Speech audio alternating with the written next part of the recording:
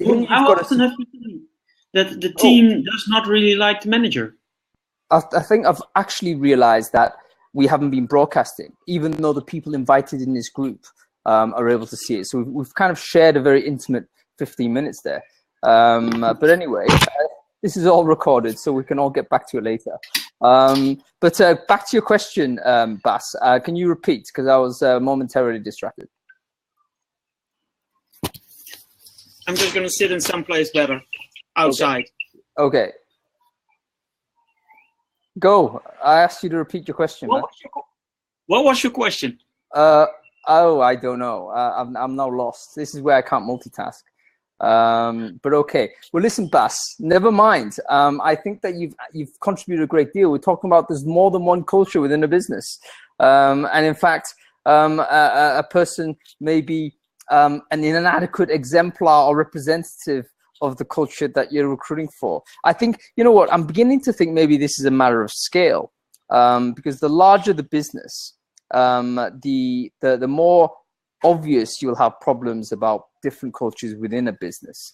And the smaller a company, the sort of maybe the gut instinct maybe is more important, because you've got a small operating unit.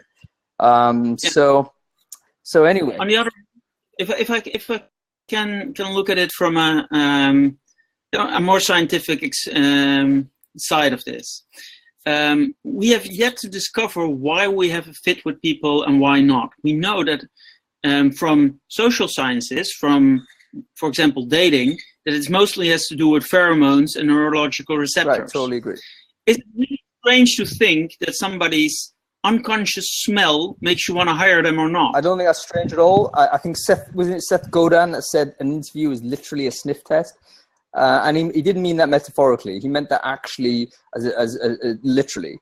And if we consider that it's a possibility, would we want to rely on having those interviews make the cultural fit?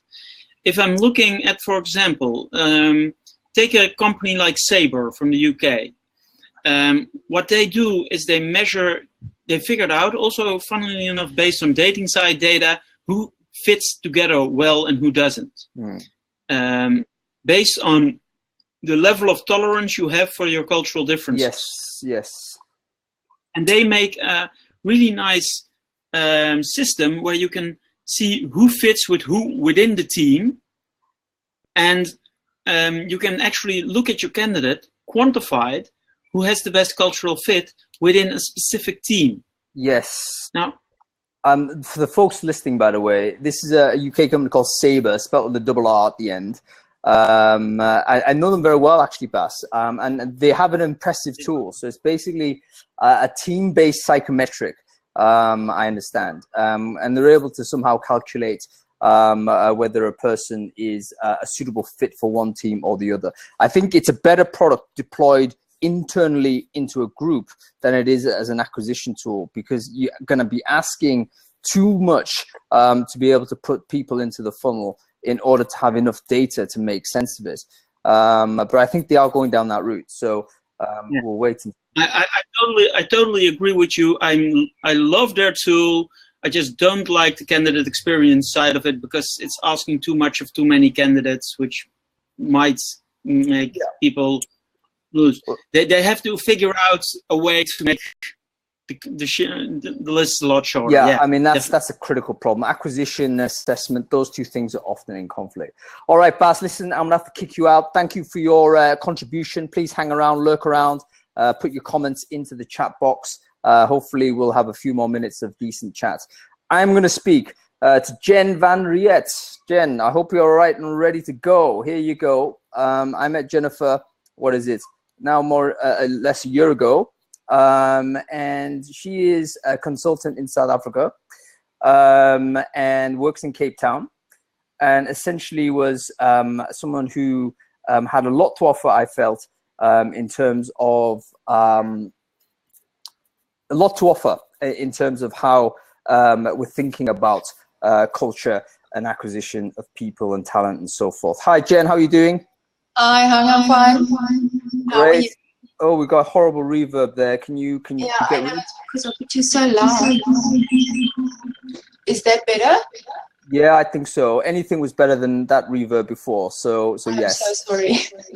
No worries. How are you doing? We haven't spoken for a while. But let me ask you the question straight away if I can. You know, how would you answer the question? Is cultural fit just another form of snobbery? And I'll be interested to know your view in particular, because obviously South Africa has such a unique issue when it comes down to diversity and inclusive hiring and so forth.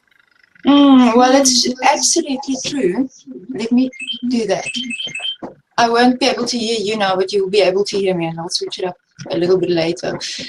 We have the issue of affirmative action in South Africa, which is institutionalized.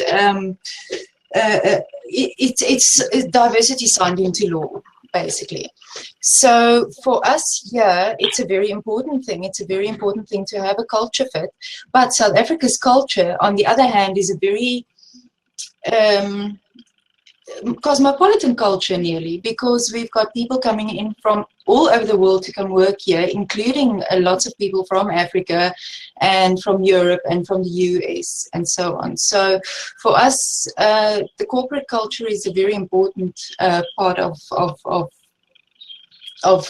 our inclusion, so to say. So what is, I mean, what is the accepted view of this idea? I mean, do people accept that, okay, cultural fit is very explicit, let's say, it's, you know, based on things like ethnicity, it's based on things like you know, the language you speak or whatever it is, and you literally have to break it. So there isn't any idea or concept of cultural fit equals snobbery, and that's okay. It's definitely not okay in South Africa. No, it's definitely not okay. And our large corporates, will never accept that. In fact, our culture in South Africa is one of diversity and inclusion, not only by law, but by the people in it. But at the same time, you know, you have your corporates, your large corporates. For instance, we've got an insurance giant here called Old Mutual, or the Jolly Green Giant, as they call it. Having worked there, I would call it the 9th level of Dante's hell, because I'm not a corporate person. Right. And you have the same type of thing here. You have the startup culture, you have the corporate culture, which is what we all know, and at the same time you have this mix of personalities and personal cultures coming in, which makes for a very interesting mix. And if you get that wrong as a researcher, which is what I am, then you're in big trouble, because then you've done all the work for nothing. Well, tell me about what I'm confused about all of this, and it's genuine confusion. Is how you get this wrong? Like, what is right in this question? You know, is just are we talking literally at number level? You know, you need to have 3 of these people, 5 of these people, and that's right? Or are we talking about productivity? Are we talking about people being happy? How do we determine if cultural fit is the important thing? How do we determine what is good? Okay. Ooh, I went all funny again. So how we determine cultural fit could be something visually. I've had 2 people in startups saying to me, please don't send me someone who is standing in front of a PowerPoint presentation. And then I've had another client who is not. Let me say this, Jen. This is a classic example of how startup can be so snobbish as well. And I know a lot of the people who are watching this crowdcast are actually in the startup milieu. And my God, the reverse snobbery in there is immense. You use Microsoft, you know, that kind of thing. And I'm guilty of it a little bit myself, I have to confess.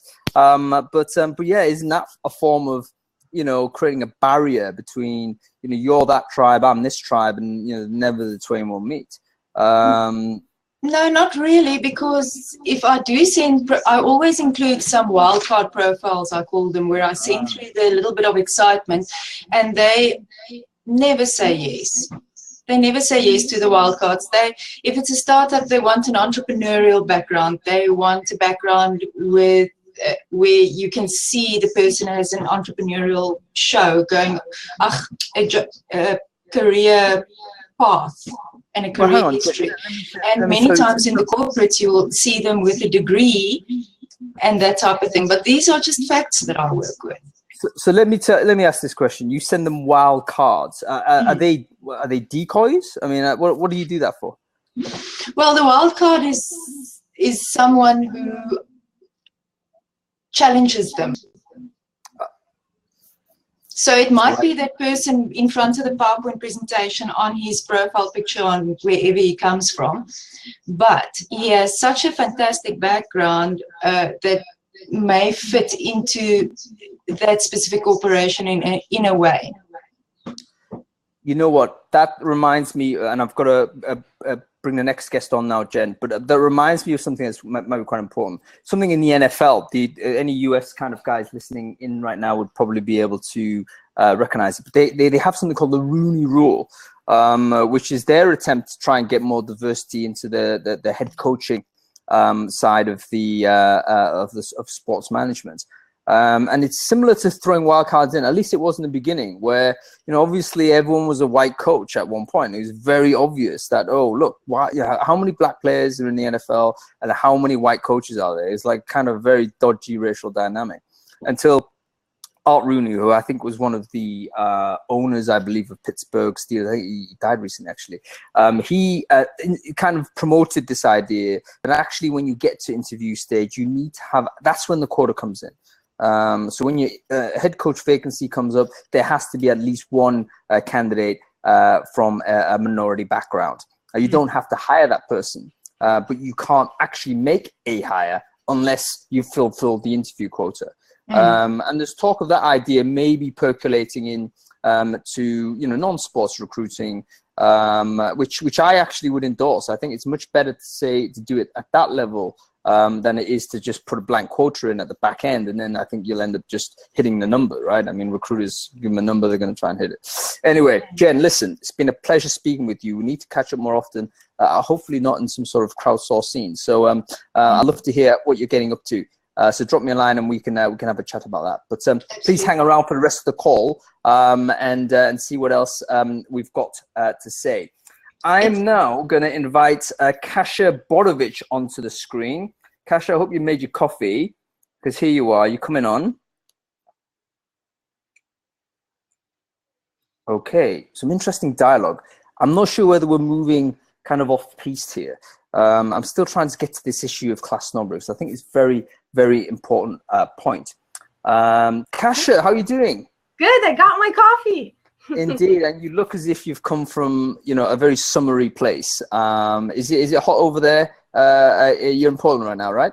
Yes, I'm in Poland, and it's almost 30 degrees, except here, that's not really hot. No. That's kind of like what you expect. Well, I can see there's something of a tan going on, which is, I can see this is a good thing, getting your vitamin D in. That's excellent. Anyway, to the point, cultural fit, hiring for cultural fit. Is this class snobbery in disguise? And have I lost her? I think I have. Good Lord. Oh, sorry. Kasia, did you get the question? No, just. Yeah, well, I'm asking you basically, cultural fit. Is it a form of class snobbery? And you know what? If it is that a problem? Yeah, I think the way most people define it, yes, it is, totally. But then again, I guess, it's funny because I come from a country where, I guess everyone is very similar. Most people in Poland are white Catholics, and, that's like, so in terms of culture, it's a very homogenic culture, if you will. And I guess we're still getting used to the idea of people from other cultures being a part of our environment. But in terms of what you recruit for, I think that's a little bit different, because I would say organizational culture is different. And I guess the thing is, and I was thinking about like how to best represent it visually, like if you're hiring for a culture fit, and I used to think of it as a puzzle. like literally a puzzle that, you know, like you have a couple pieces and then you're trying to put people into that puzzle to the right place. Oh, so you're saying what's missing, right? So your view is, oh, here's a team of 3 Catholics. I now need a Protestant and a Greek Orthodox person in there. I wouldn't necessarily look at elements of national culture when it comes to hiring, but more like organizational culture. Right. So like what's missing is maybe someone who values individual recognition more than team recognition, just for balance. But I think the interesting thing about culture is whenever you add an element, you change what you have in the end. All right. So this you change the entire dynamic. I read something today, which is quite an interesting concept I never came across, which obviously other people know. But instead of cultural fit, you call it cultural add, right? This is obviously something that's come from the Silicon Valley somewhere. But I kind of like the idea, right? Because obviously you hire one person, and of course it changes the culture. In fact, maybe that's the reason why we police it, actually, because we're concerned that the culture will change. So anyway. Tell me about, go ahead, sorry. I think it's a problem when you're afraid your culture will change. You have to be aware that it will. Like, whatever you do, it will change. Because you can't, I mean, it's not something you can influence that easily. It's very dynamic. And whether it's someone leaving the team or someone new joining the team, culture keeps changing. And what you have to do is, I think, when you're hiring for culture, you should keep in mind where you want to get with it. So you don't hire for culture that you have today. You hire for what you're hoping to achieve in a year's time. Yep.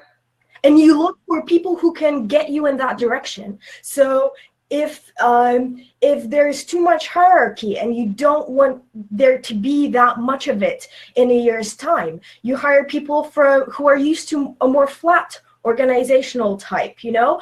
And you are actively looking for people who will influence and change the culture you have this today. Is on to, going back to Bass's question, where we don't maybe have this level of sophistication to actually get to that point.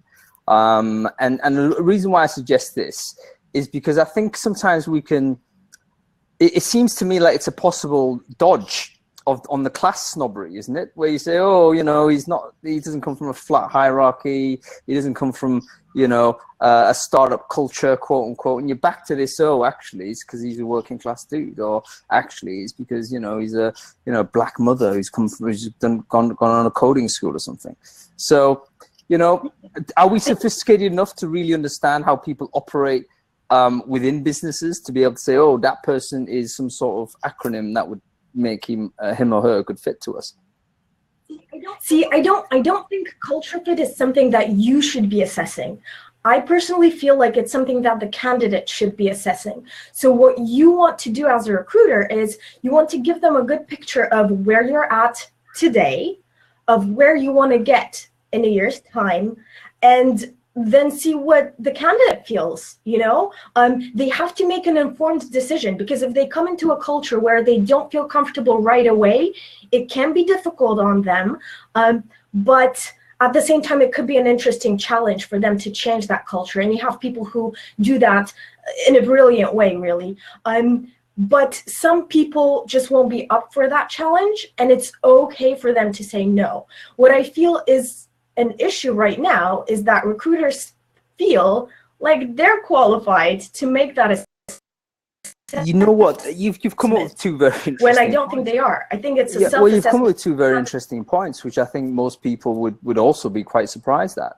The first one I think I can accept, which is why I don't have the candidate contribute to what the future culture is, right? Have him contribute to it, so you're not imposing a set of statutes for that person to follow. But on the other hand, you're saying that recruiters shouldn't have the responsibility for this, and I would say, you know what, most of the people would disagree with you, because who should otherwise be the guardian of the culture if not the acquisition people? Anyway, no, Kasia, the way this works is I'm not going to allow you to rebut my rebuttal, yeah? So I'm going to have to move you off. Who else needs to come? Thank you very much for your contribution, Kasha. Please stay on. I'll see you later. Okay, who else needs to have a chat here? Does anybody want to come on to have the show, to get on screen and say their piece? Yes, Hung has spoken. I saw Michael having an argument with Diana there. Maybe I should get them both on. Are you prepared to have this conversation? You don't need to put your screen on, but feel free. I think this may be good to have the dialogue. Bass, no, you can't. It's one in, one out. Please tune in next week. You can have another say then. Sorry, Bass. Okay, well, listen, I'm going to have to invite some random person to come on because chatting on screen, I think, is great for one person, but probably not for others. Jeremy, I think you're next up because Jeremy and I had a very good conversation actually over Facebook a couple of days ago, and we talked about class a lot. And I think this is a guy who really cares about it, really cares about inclusion, but also has, I think, insights that I think we'll all be very interested to hear. So, Jeremy, I hope you've got your game face on. No? You know what? There's going to be a timing as to how long people have got before they actually click on their webcam. It is a hot day. I can understand if people are not presentable at this point. Okay, I'm going to need to get somebody on. Who wants to have a chat? Diana, are you presentable? I'm going to invite you anyway. Okay, there we go. Diana Pavel's coming on. Diana Pavel, here we go. Let's remove Jeremy. There you go. No, she's not on. Okay, so we are back to me. Stephen O'Donnell, are you here, Stephen? Go for me. Thank you very much, Stephen. There we go.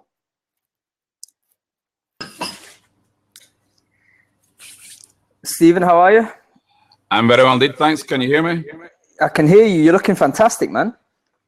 Oh, I I think that is my minicam. Let me just see if we can adjust the settings here. There you go. There you go, Stephen. Do you want to give a quick intro to yourself to the Crowdcast audience here? Absolutely. Well, look around me. This is me personified on the wall behind me. I am responsible for the National Online Recruitment Awards, the event that we were at, that you were speaking yesterday, very eloquently, Hung, RecX, and any number of other events and happenings to do with recruitment. I am an old school recruiter, so I tend to look at things from an old school recruiter perspective, but I'm also a complete fad gadget. So any new technologies and gadgets and ways of doing things, if they work, then I'll be all over them. You've said the interesting thing here, which is that you're old school, Stephen. So what is the old school perspective to this cultural fit business? And is it really, you know, posh lads wanting to work with other posh lads? And in fact, working class lads wanting to work with working class lads? And girls otherwise, and all that kind of stuff. Well, I was having a conversation about that just the other day, that employers, if you were to force employers to, every time for each job, recruit the measurably, quantifiably, demonstrably best person for the job, and they couldn't employ the second best person for the job, then you would be taking away the absolute right of an employer to recruit the person that they like. And if they have that right, and it's very much in the hands of an employer to decide, well, these two people are perfectly well qualified for the job. Both are equally as good as each other. But frankly, I like the blonde with the big chest. Now, you wouldn't say that, and you couldn't say that. That would be absolutely forbidden. But you might say, well, I like the person who supports my favorite football club, or I like the person who went to the same school as me, or I like the person who, I don't know, there's something about them, you know, they look me in the eye, they seem more, you know, in tune with what I'm about, but I can't put my finger on it. So the ability of employers to hire someone who isn't that measurably best person for the job, but they feel most comfortable with, will always remain. And that then allows for whether it be conscious or unconscious bias. I've seen working environments where almost everyone was a Catholic, and the HR manager was a Catholic, and they hadn't said it out that way, but there must have been something in the hiring process where I don't know if they were genuflecting before they went in for the interview or whatever, but it kind of came that way. Also, they hired a lot of people that they knew who were relatives of existing staff and so on. Right. And inevitably that means to be, you know, having that homogenous workforce where everyone is very similar to everyone else. And, you know, in the past, it would be very common to have members of the same family working in the same organization, and the culture of the family then replicates or is replicated in the culture of the organization. You know what, Stephen, this is exactly it. Steve, have you got any headphones? You might want to stick it in there. I think it disturbs the... I can hear you fine, but am I echoing? Yeah, you're echoing across to everyone else, I think. But anyway, let me contribute my echo to people. I think the issue is this is really a Pandora's box, isn't it?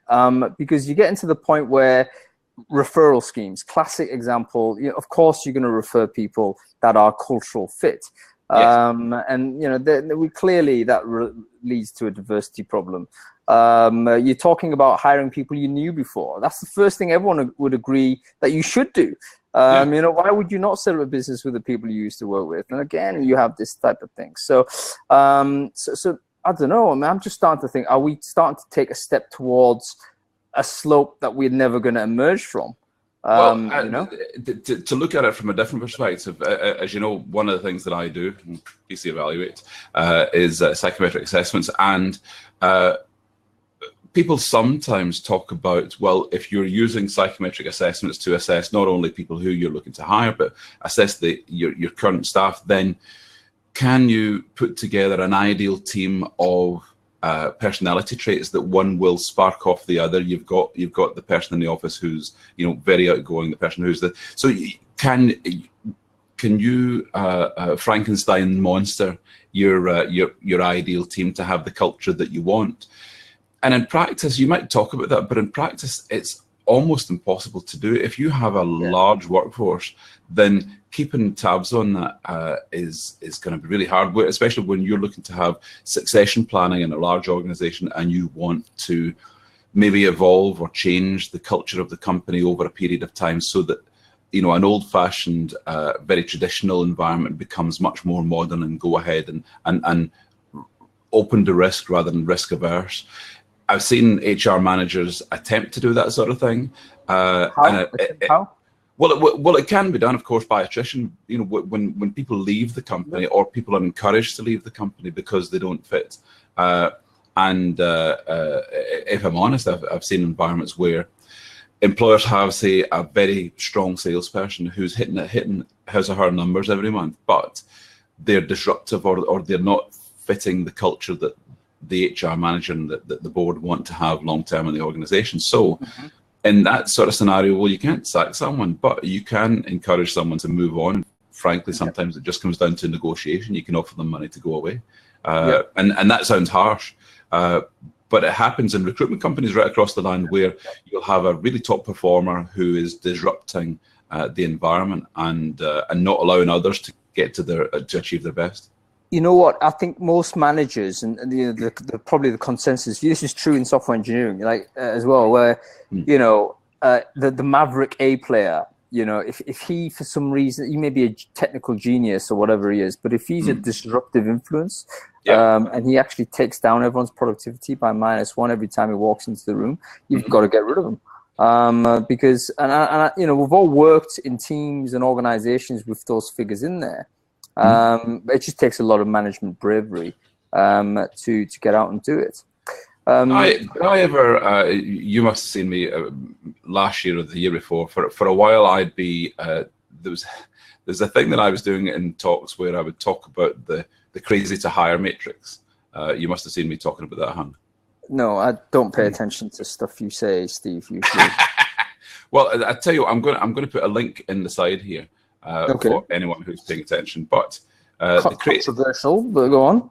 It was prompted by, there was a video shared online by this fella standing in front of a whiteboard, and he was talking about the hot to crazy matrix of girlfriends. I know this guy. At one.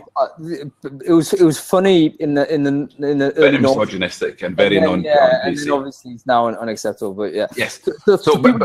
Let me just explain to the people who might not be aware of this. Essentially, it's a YouTube video. I think it's got like 10 million views, and it's some dude who essentially is, in a jocular fashion, describing, what would be the ideal woman to marry, and it's on obviously the hot or crazy axes, for which he then draws some sort of line diagram. Right? Go ahead. Sorry. Yeah. So, whilst it was funny, it was misogynistic, and often things that are on the line can reveal a truth about something that goes on, but we don't like to talk about it so much. But there's a similar. I thought there was a similar thing goes on in an employer who's looking to hire the best, but hire to culture.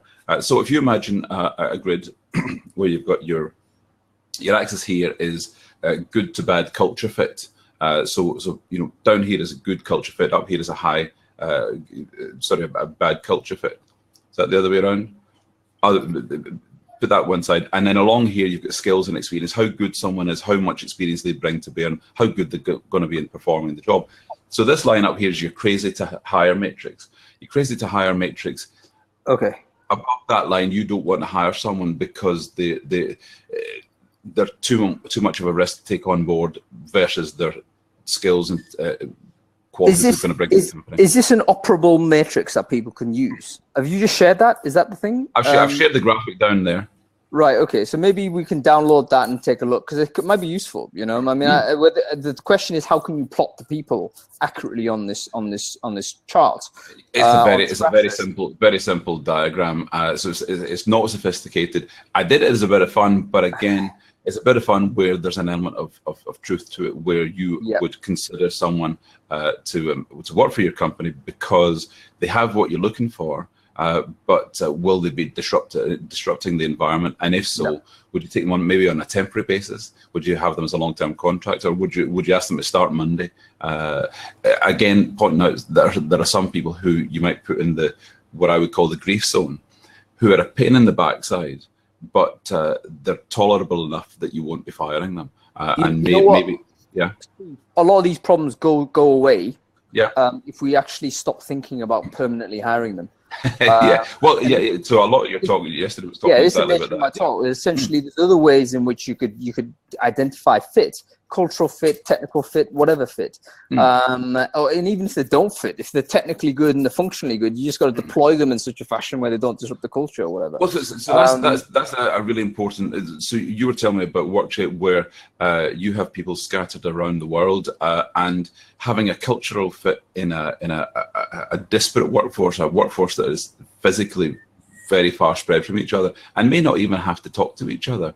To what extent can you get away with someone who is a poor cultural fit but does the work? Exactly right. I actually think we probably, if we're all individually in a room, we might actually not like each other at all, because we've just simply removed that circumstance. It's not a problem. It's actually, you've reminded me of another example of a company I used to consult with. And they had a US sales team, as you do. They're in ad tech, so all their sales guys are New York sales guys. You imagine stereotypically what that sounds like, and all guys, of course. And they had this European, Austrian development team. So, a very, very different culture. And I was their talent guy at the time. And I thought, right, we need to build the company culture. We need to, get everyone together and all this. And CEO said, listen, man, nah, we don't want them to come together. We want the water to stay in between us. Let the New York guys stay in New York. Let the UK, or they were in London, let the UK guys stay in UK. The two sides of the business contribute in a different way, and they don't actually interact.